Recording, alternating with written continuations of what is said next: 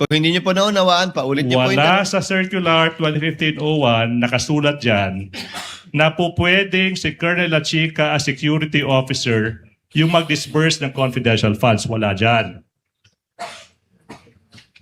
Wala dyan. Yes or no? Wala, Your Wala. Honor.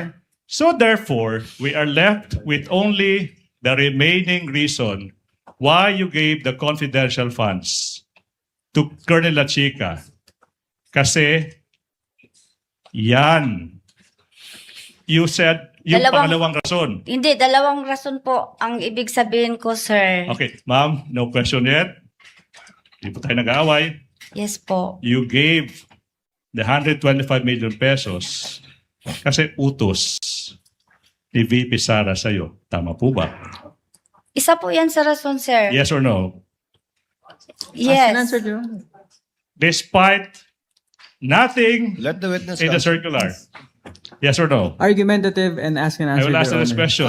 Please answer the question, Madam Witness. It's quite easy to answer. Unsa to, sir? Despite Ano not po? being in the circular na po pwedeng sila Chica yung mag-disburse ng confidential funds, binigay mo pa rin sa kanya. Tama po ba?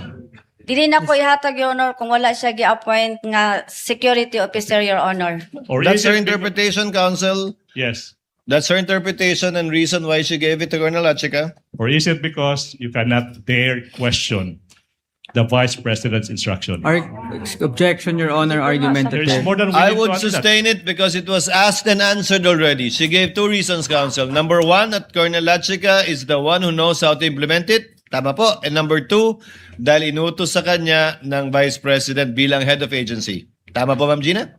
Tama po, Your Yun Honor. po yung dalawang rason ba't niyo binigay kay Colonel Lachica. Yes, Your Honor. Okay.